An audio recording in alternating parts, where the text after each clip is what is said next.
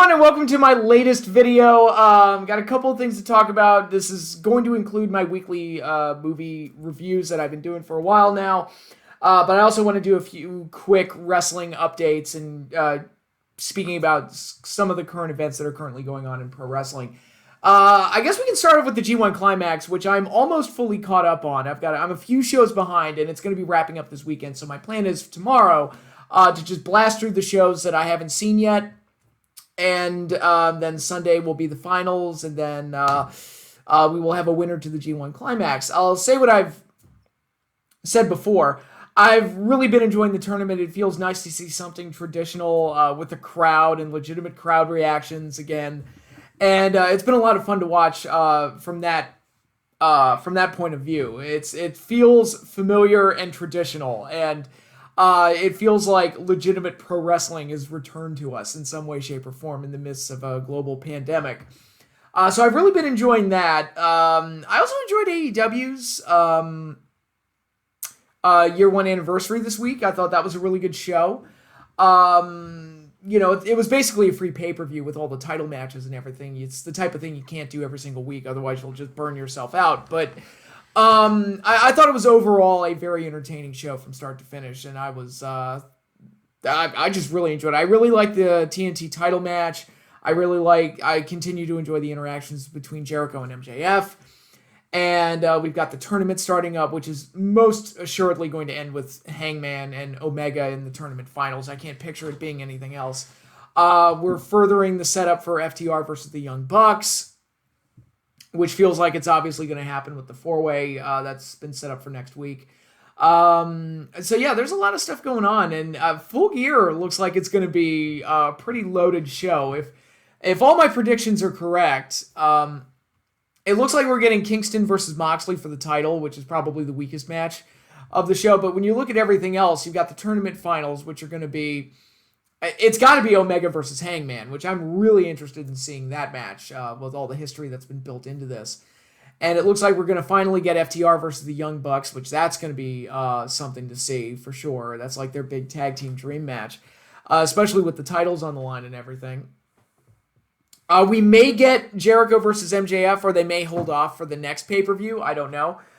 Depends on how everything plays out on TV and how far do they want to keep the potential partnership between MJF and Jericho going, or do they want to go ahead and do the friction, do the falling out between them, and do the big match at the pay-per-view. It'll be interesting to see just what kind of pacing they want to go for. I could very well see them holding off until next year for Jericho versus MJF, but for right now, I'm just really digging their interactions, and I'm really enjoying it. So whatever they do, I'm really enjoying it.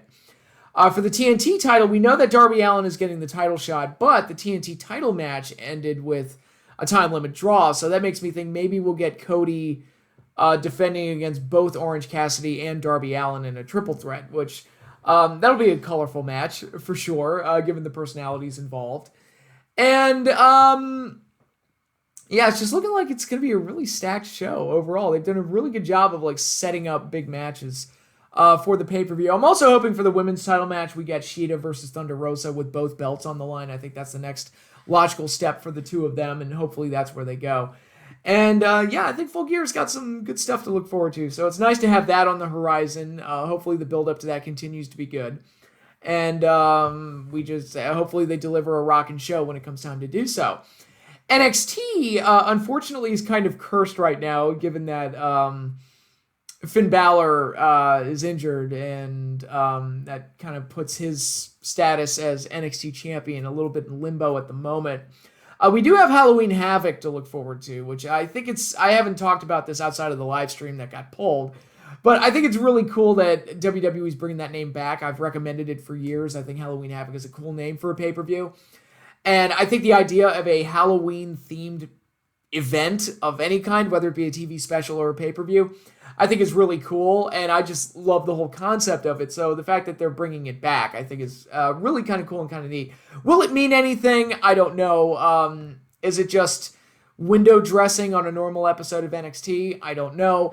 I just think it's cool they're using the Halloween Havoc and name again, and hopefully they take full advantage of it and do like a cool like Halloween-y type of set. and all sorts of things like that. Like kind of like the old WCW shows used to do. In '97 they had the big graveyard set and everything, and some later years they had the big pumpkin on the entrance ramp. So hopefully Halloween Havoc turns out to be a pretty cool show. We shall see.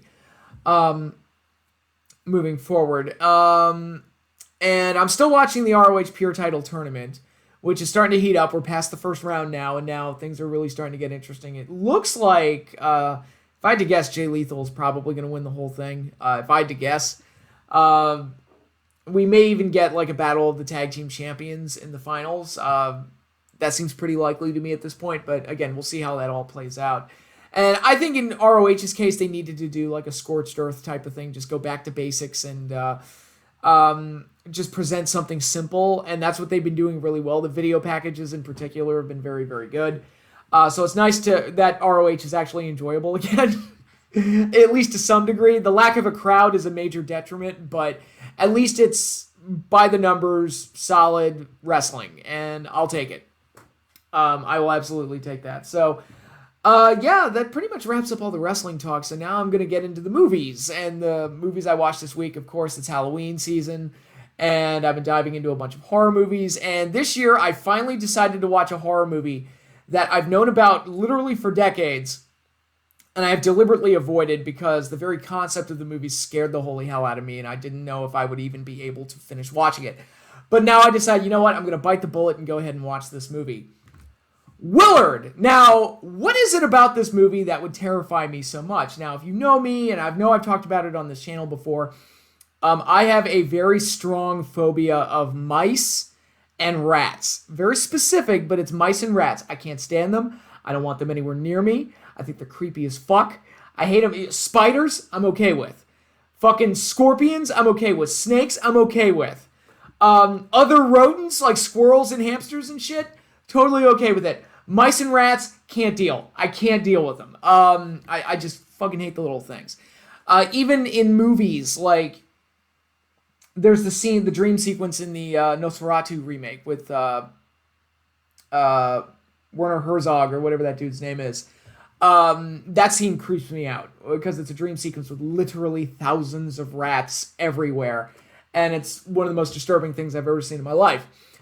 Even Indiana Jones and The Last Crusade, which is the best Indiana Jones film, has that scene where they're going into the caverns and going into the underground tomb, and there's rats and they're falling all over the place and getting in their hair and everything. I'm like, that is the most horrifying thing I've ever seen in my life. I'd rather not watch that. So, Willard is a movie about the socially awkward dorky type with an overbearing mother, played by Elsa Lanchester, the Bride of Frankenstein. So I kind of popped. I didn't know she was in this movie, so I kind of popped when I saw her, because she's like royalty to monster movie fans.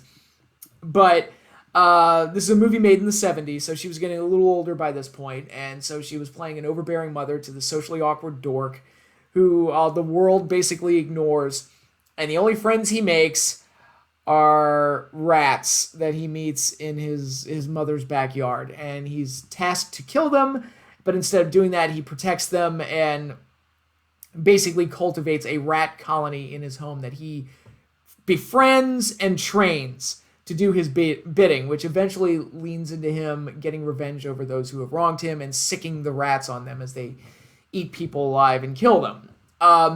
That entire concept is entirely horrifying to me. And when somebody described this movie to me, I was like, there must be hundreds upon thousands of rats in this film, and I don't know if I could sit through this. I was not wrong. It seems like every scene that he comes down the stairs and he checks on the colony, there's more and more and more rats, and I'm like, it gets harder and harder for me to watch. And again, I'm a guy who's watched, when it comes to horror, I've seen just about everything that you can see. The only movies I've ever willingly skipped out on are this and The Human Centipede. And Human Centipede wasn't out of fear, it was more out of like, I saw the trailer, I feel like I've seen everything that there is to see. I'm like, yeah, okay, he sews mouths to buttholes, okay, that's the movie, I don't really need to see that. But I've sat through every zombie movie that you could imagine. I've sat through Cannibal Holocaust, which has one of the funniest, unintentionally funniest moments I've ever seen in any horror movie. That's after they after they turn the footage off at the end of the movie, and that one guy goes, "I would like to have this footage burned, please." And I don't know why that scene just cracked me up. That one line just cracked me up. But I've seen Cannibal Holocaust. I've seen some sick, disturbing shit. Willard and Human Centipede are the two movies that I've just straight up said, nah, I'm all right. And Human Centipede wasn't out of fear. That was out of more like lack of curiosity, I guess. Willard, I was legitimately terrified of. Like, I do not want to see this movie. I don't think I could even finish watching this movie. And it's entirely because the main horror stars of the show are a bunch of rats. And I didn't think I could sit through it. I finally bit the bullet. I sat through it. It grossed me out to watch this guy carrying around rats and petting them and just them all over people. And Ernest Borgnine, who's in this movie, gets chewed up by the rats, and that scene was horrifying to me. That's literally my hell. Like, that is my hell just put up on screen. Now, am I insulting the movie? No, it's actually fairly well made. I was actually surprised. It's like, this is actually a pretty solid movie. If I wasn't so fixated on the rat aspect of it and how much that just terrifies me, I would probably really like this movie. And like, if it were pet snakes or pet spiders, I would probably love this movie. But the fact that it's rats just creeps me out on a level that I can't stand. And yet, the world of animation, my favorite Disney movie is The Great Mouse Detective. My favorite Pixar movie is Ratatouille, and I've already reviewed Secret of Nim, which is one of my favorite animated movies of all time. So animation, don't bother me. Real life photorealism, can't stand them. Can't fucking stand it. And these are real rats, too, which is the biggest. Maybe if it was CGI, there is a remake to this movie. I've never seen it, so I don't know how that played out. Maybe that one would be more tolerable because the special effects are like a bunch of cheesy CGI rats or something. I don't know. But then again, you're talking to a guy who had a jump scare when he played Legend of Zelda: The Twilight Princess the first time, where I walked into a room and I noticed that Link was really slowing down. And I'm like, what the hell's going on? I thought my controller was broken or something. And I was talking to somebody on the phone about it. I was like, yeah, like Link just really slowed down for no reason when I walked into this room. And he was like, transform into a wolf and turn on your sense powers, or whatever they were called in that game. I turned them on, and there's a bunch of ghost rats hanging off of my body, and I freaked the fuck out. So that tells you how deep my fear goes. And the fact that I was able to finish this movie at all is nothing short of miraculous. But yeah, the movie's fairly good. It's a typical, like, outsider that takes revenge against society to get what he wants when he finally stumbles across this new power that gets thrust upon him, basically. And he even bonds with a couple of the rats, like there's Socrates, who's the white rat that he makes best friends with, and then there's Ben, who's basically like the leader of the colony, or the lead rat, that has some severe violent tendencies. There's actually a sequel to this movie called Ben, which focuses on Ben the rat and where he leads the colony after everything goes south with Willard. I won't give away the ending, but yeah, there was enough material here to make a sequel. Did I watch the sequel? No. I think I'm good. I've seen enough rats from this movie that I think I'm pretty good. So yeah, Willard, it's actually a fairly well-made movie. If you're not afraid of rats, you'll probably enjoy it more than I did. For me, this movie's my hell, and I never want to watch it again. So yeah, good movie. I actually recommend it. But if you're someone like me, stay the hell away from it. You will definitely not be sleeping well that night. And next up, we're actually going to go into the world of anime and Japanese animation. A movie that I saw for the first time many years ago on Cartoon Network, and it's one that's always stayed with me, and it's a movie that I revisit every few years or so, and one that I really enjoy. Vampire Hunter D. Now, this was a movie that came out in the mid-'80s. But I didn't see it until it was released on Cartoon Network as part of a special block in the early days of Cartoon Network. And I actually researched this to make sure I had my information correct. And this debuted, Cartoon Network first aired it on January 28th, 1995 on a Saturday night. And I bring it up because for those of you who are too young and don't remember what Cartoon Network was like back then, because I was there at the early days of Cartoon Network when it first showed up. And I can tell you that in the early days, its entire library was the entire Hanna-Barbera library, A little bit of the Warner library. I think all of MGM, all of like the Paramount cartoons like Popeye and things like that. Droopy. I remember Droopy had his own show, like his own like little block of cartoons on and who remembers Droopy anymore? But they were working with what they had. That was basically it, and a few little odds and evens here and there, like the Centurions. Which who remembers the Centurions? I don't know. It's one of the coolest cartoons from the '80s that nobody remembers. But the original run on Cartoon Network, original content was very light.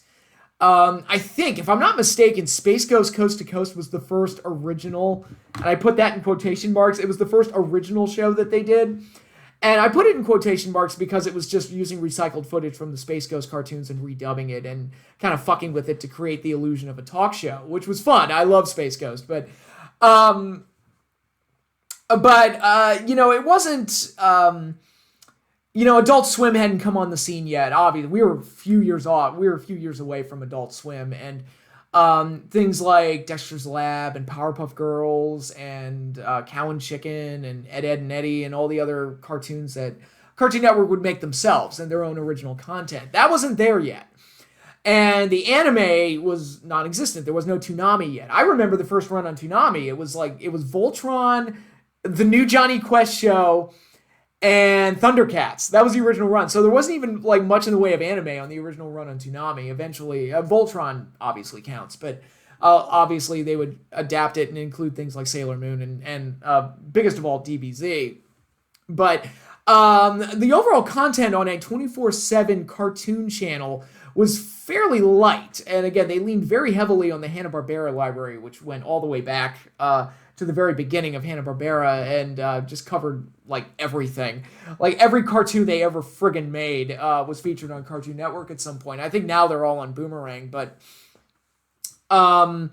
this was one of the first examples of them kind of expanding their library and expanding into the world of Japanese anime and kind of testing the waters. And this aired after midnight. So again, it was also kind of an experiment with Adult Swim to see if adults would stay up to watch something a little bit more intense. And what this block was called on this one night, it was Night of the Vampire Robots. God, I love that name. And I remember seeing a commercial for it during the day, and it was like, oh, I want to watch that. Like, Night of the Vampire Robots, I want to watch this. I had no concept of, like, I had, like, a vague concept of what Japanese anime was. And I was never the biggest anime fan in the world. I never got sucked into it like a lot of other people did, but my exposure to it was very limited. I mean, outside of Voltron and a couple others, I didn't have much experience with it. And I didn't really have much of an idea of what it was exactly. I didn't know that it was Japanese. Like, I didn't know exactly what I was dealing with. So here I am. So I'm not even 10 years old yet. And Cartoon Network's airing this thing, and it's 3 movies. Robot Carnival, which I have absolutely no memory of. The last movie that aired was Twilight of the Cockroaches, which I remember watching and thinking it was stupid. Of course, I was also less than 10 years old, so I don't know. Maybe I should give that movie another shot. But I remember it was like little cartoon cockroaches, and there was a live-action human that was interacting with them, and it, ultimately killed them or something like that. And I was like, yeah, this is dumb. I don't care. But the middle movie, the one in the middle, the one that caught my attention, and the one that was my motivation for actually staying up and watching this thing was Vampire Hunter D. Because I like monsters, I like vampires, and it just looked cool. I'm like, okay, that thing catches my attention. Because Robot Carnival, that almost sounds made up. Almost like a Roger Corman movie or something like that. That just sounds kind of dumb. And Twilight of the Cockroaches, I'm like, who gives a shit about cockroaches? I don't care. But then you look at Vampire Hunter D, and I'm like, that looks interesting. And I think I want to watch that. And I was not disappointed. And prior to this, I hadn't had much experience with things that were super violent. I think like the Rocky movies and pro wrestling was about as violent as my content ever really got. So I'm watching this thing, and vampires are like ripping people's, just biting them left and right and just ripping arms off and hands getting cut off. And it's super, super violent. Well, I don't remember how much Cartoon Network censored, but I do remember they left a lot of the blood in. Because I remember being shocked by seeing the blood. So I do remember that. And I do remember staying up with my brother and my sister, and they couldn't handle it anymore, and they ended up leaving, and I stayed and finished watching Vampire Hunter D. And I thoroughly enjoyed the movie, and it's one of those movies that always stayed with me. It was like a baby step towards me watching things that were a little bit more intense. And again, I had strict parents that typically monitored what I was watching. I don't know where they were on this night. Like, where they were this night, I have no idea. But typically they were like The Simpsons. I wasn't allowed to watch until I was 12 years old, just to give you an example. Didn't work. It became one of my favorite shows. So it's like, I still love the show anyway. But horror movies, they strongly discourage that. Tales from the Crypt, I wasn't allowed to watch that until I was much older. And a bunch of things like that. So Vampire Hunter D was like my first kind of baby step into watching things that are a little bit more intense and watching those kind of R-rated, naughtier things. And I'd never seen a cartoon. A Secret of Nim I thought was intense, but this blows Secret of Nim out of the water as far as the stuff that they did. And I really liked it because it involved vampires and monsters, but it was presented almost like a spaghetti western. So it was kind of like Fistful of Dollars, or For a Few Dollars More, mixed in with like this classic monster type of lore. And I really enjoyed it. And giving it a recent rewatch, I really enjoyed it again. It's beautifully animated for something that was made in 1985, or even, far better than things that were animated in 1985. Still looks great to me. And the story is very basic. It's this silent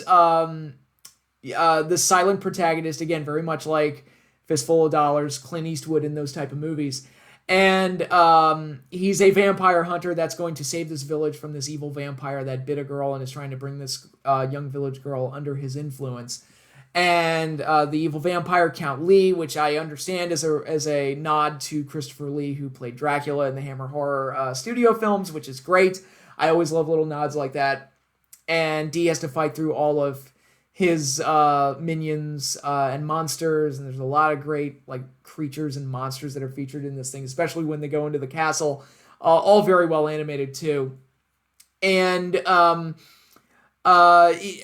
he's got like, he doesn't wear his emotions on his sleeve. Again, it's a very Clint Eastwood type of character, which is one of the reasons that I liked him so much, because he captured the essence of that type of thing.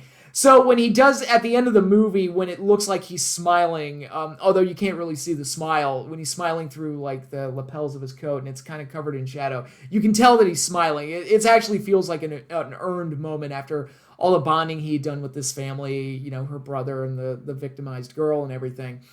And I love all of that. And of course, it being 9 years old, I love seeing all the gore and the violence. And, Mortal Kombat had been out at this point, so something like this was kind of really cool to see as well. And it's just a very enjoyable movie. And it's one that, of the three movies that aired that night, it's the only one that really stayed with me. And I was talking about it for weeks and weeks and weeks after it happened. It's like, dude, did you see Vampire Hunter D? That movie was fucking great. Of course, I didn't say that at 9 years old, but I was like, I really like that cartoon vampire movie. That was great. I also really like the lead vampire in this, Count Lee, because for most of the movie, he's sitting on his throne and he's sitting like this. Like, almost like half of his scenes at least are just him like this. And I love that because at that age, the only vampires I had really been exposed to were Bela Lugosi as Dracula, and then all the parodies of that. So Lugosi was always on my mind whenever I would think of vampires.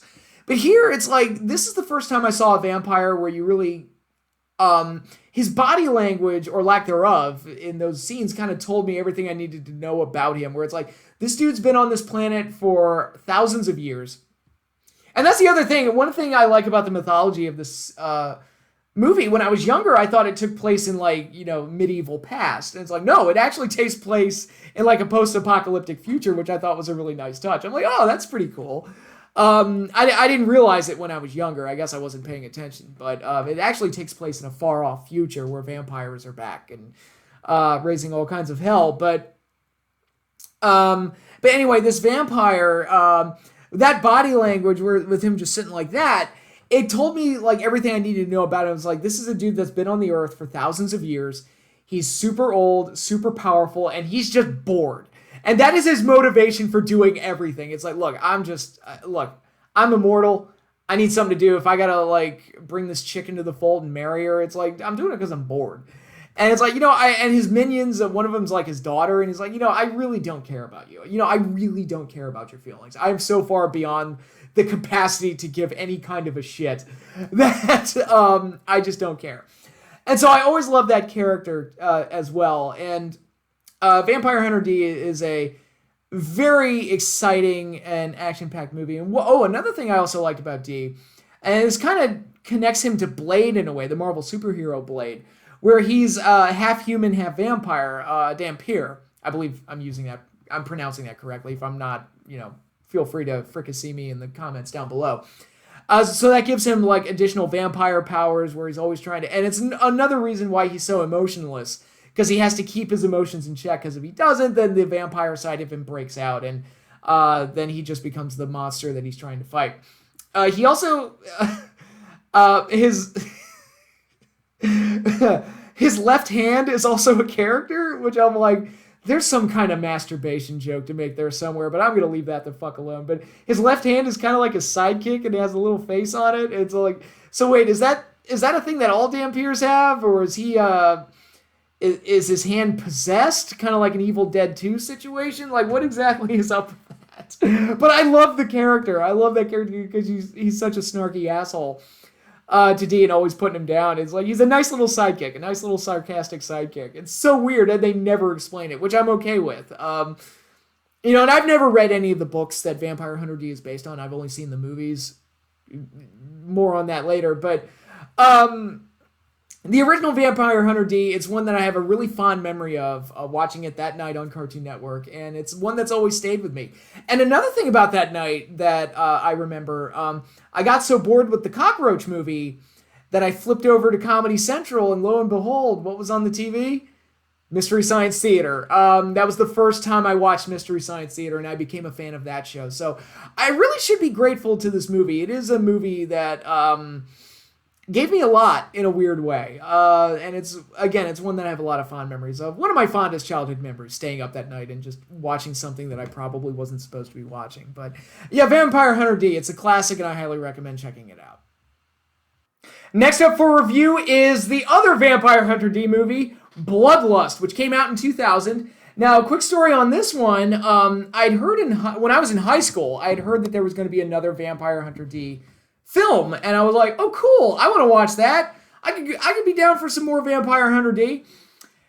20 years later, and I still hadn't seen the movie up until this week. So slowly but surely I got there. Finally got to see the second Vampire Hunter D movie, Bloodlust, and I really enjoyed it. All the things I enjoyed about the first movie are here.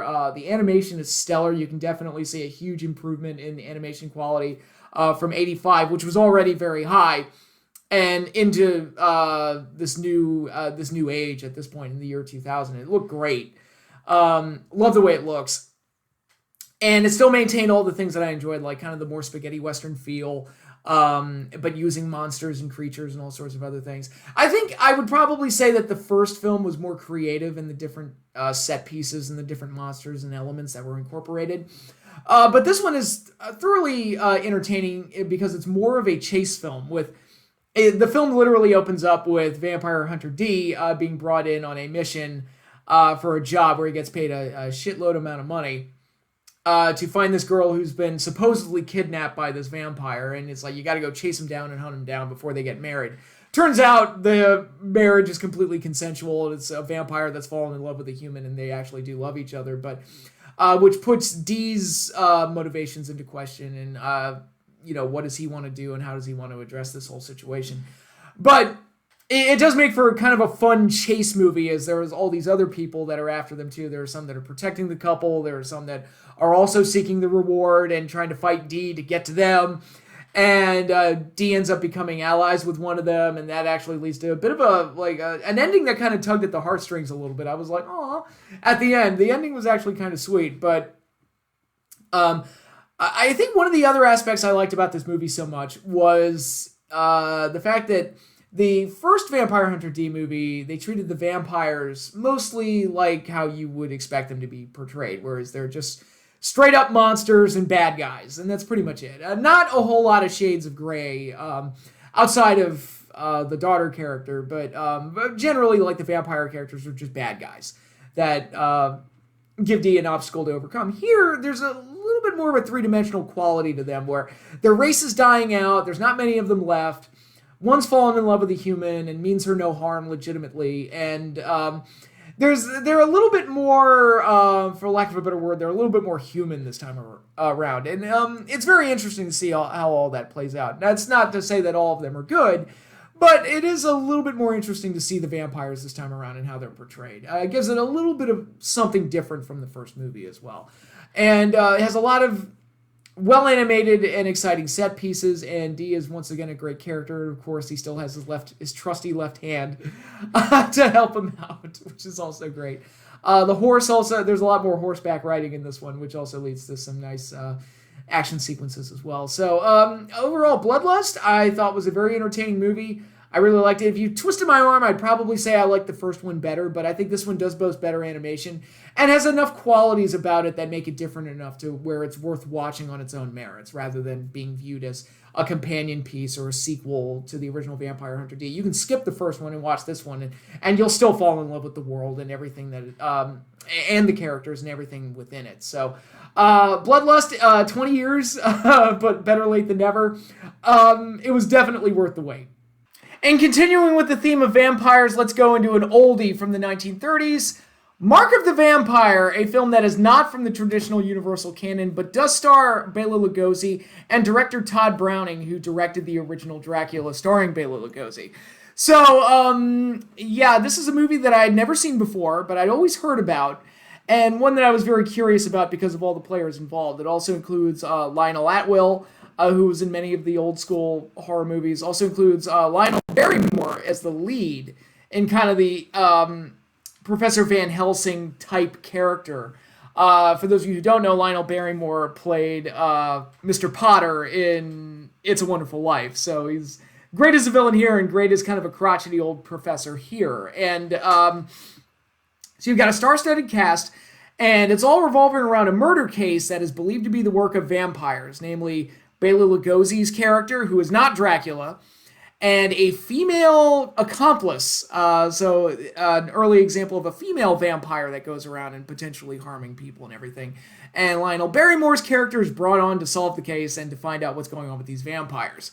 I will say this off the bat, the ending is very unsatisfying and a bit of a disappointment for me personally. It's not as bad as, like, She-Wolf of London, but it's still like, it kind of left me feeling a little bit flat. But I think the star-studded cast definitely helps a lot and helps it to stand out.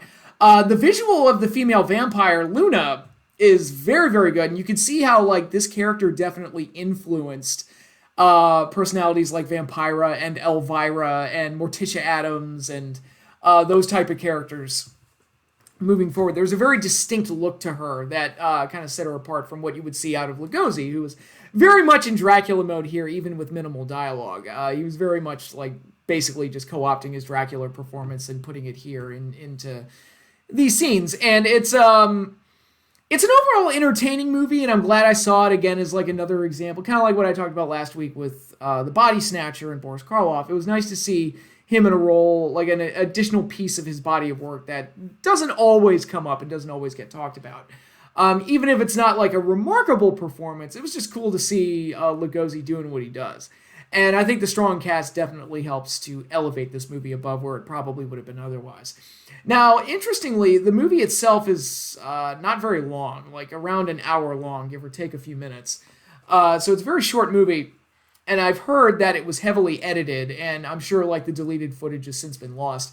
But it's kind of like the curse of Todd Browning in a way, where he had another movie that's a lot more famous, the movie Freaks, which at the time was considered to be this heavily controversial film because of its heavy showcasing of circus freaks and legitimate circus freaks and those type of people. You watch it nowadays, it's probably not that big of a deal, but back then it legitimately shocked people.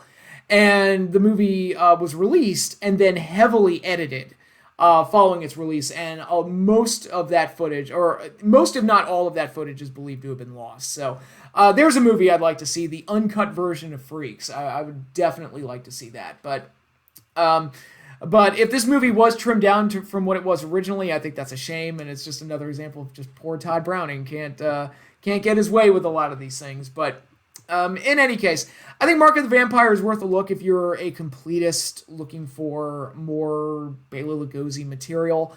I think it's a nice small example of what he was capable of and what he was most famous for. Again, it's not Dracula, but he's clearly inspired by it. And there's a fun mystery involved with this one as well. I think Luna the female vampire adds a different dimension to things that the movie wouldn't have otherwise. And it's got a pretty solid cast as well. So there's plenty to appreciate about this film. And again, if you're a completist for that era of horror, I think it's one that's worth checking out. Even though it's MGM Studios and not Universal, I think it does have that good old school flair to it, and it's worth a look. And finally, let's wrap things up by jumping into the world of giant monsters. Tarantula from 1955. My bad. Now, a while back, some of you may remember I did a series of videos reviewing a bunch of giant monster movies in preparation for Godzilla King of the Monsters in 2019. And I covered everything from Japanese movies to Korean movies to a British one with Gorgo and a bunch of American movies, which largely tackled the works of Ray Harryhausen. That was the main focus. And King Kong was obviously a huge focus as well. But through it all, and all the movies I reviewed, Tarantula slipped through the cracks. And it was one that was on the list of ones I planned to review, but as the list got bigger and bigger, I think I ended up reviewing close to 50 movies during the course of that series. And the list got so long that I decided to drop a few of them for the sake of giving myself more time to actually finish it on time. And Tarantula was one of the ones that got dropped. Now, Tarantula is a movie that I grew up with. It's one that was on TV a lot when I was younger. It was anytime there was a classic monster movie marathon or something, it's one that always seemed to pop up in those marathons, more so than some of the ones you would expect. Like King Kong wasn't on TV a lot, at least not for me. Beast from 20,000 Fathoms wasn't on TV a lot, but Tarantula was, and so I saw this movie quite a bit. And I actually, as a young kid, I don't want to say rejected the movie, but I kind of looked down on it because it was like, what do I need a black and white spider movie for? I already have Son of Godzilla, which has the greatest giant spider ever put on film, which is Kumonga. And I still, to this day, I love the giant spider puppet in that movie. I think it's wonderful. But Tarantula, which went through a very different special effects process from how other studios were doing it. Like I said, you had Godzilla, which used puppets and guys in rubber suits against model cities. You had Ray Harryhausen, which had his wonderful stop-motion animation, which was great. And you had the movie Them, which had the big puppet ants, which don't look so great today. But again, it's just the fact that they were able to get those things to work as well as they did that were pretty amazing. And a lot of variations on how the special effects of these giant monsters were handled. And Tarantula took the approach of actually filming a real tarantula and superimposing the image against model cities, and through optical effects were able to create the illusion that this tarantula was much bigger than it really was. And so that was their method of getting their giant monster on the screen. And apparently they would shoot water at it to get it to move in the direction that they wanted it to go. Must have been a pretty big tarantula, I would imagine, because tarantulas can get pretty big.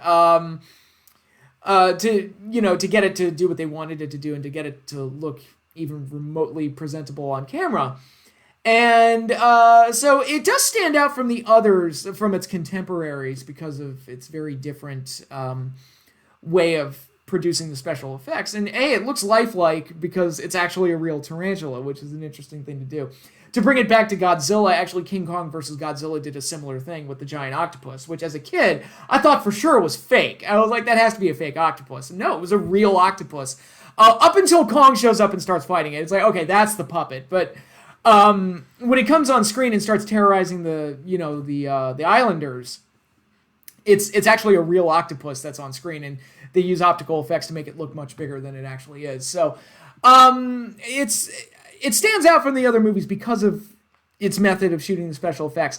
Other than that, it's a fairly typical 50s science fiction movie. There's not a whole lot to it other than that. A giant spider, I guess, is pretty cool. I appreciate it more now than I did as a kid, where I just looked at Kumonga or Spiga and was like, yeah, that's my giant spider. Screw this thing.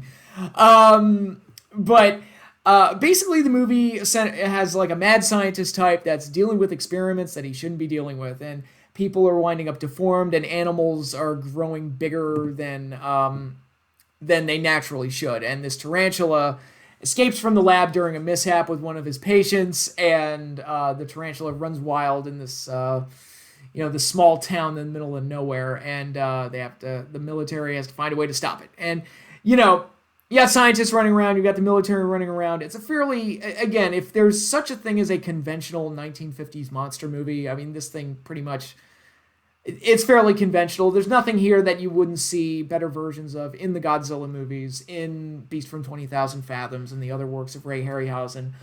Tarantula is, by comparison, is fairly typical, even though it did find some way to stand out by using a real spider on screen. And that's really all I have to say about it. It's one of the reasons I dropped it from Kaiju Corner, because it's a fairly mundane movie, again, aside from the giant spider and the method used to create it. There's not a whole lot about it that really stands out. But if you're a fan of that period of science fiction and the type of movies that were being produced during that time, there are better examples of it. Even War of the Worlds with its giant war machines, I would say, are better, like a better giant monster movie than something like Tarantula. But for what it is, this is the first time I've watched it in full since I was a kid, and I got a kick out of it for what it was. And if you're a fan of that era of monster movies, you'll probably enjoy it too. I just think it's fairly unremarkable and not one that I would say is an absolute must-see. But all right, that is the final movie I'm doing for this week's video. So thanks again, everybody, for watching. I really appreciate it. Be sure to like, subscribe, hit the little bell icon so you get notified when I post new videos, and also check out the Weekday Warriors of Wrestling channel, where Eric and I will post our podcast. There was a little delay with this week's episode, which was entirely my fault. It had nothing to do with technology. It had everything to do with me being an idiot. And we almost got royally fucked over. Fortunately, everything turned out okay. But that episode is up, so be sure to check that out. And we will have more episodes for you moving forward. So once again, thank you, everybody, for the support. And I'm all out here, so you all have a good weekend, and I will see you all later.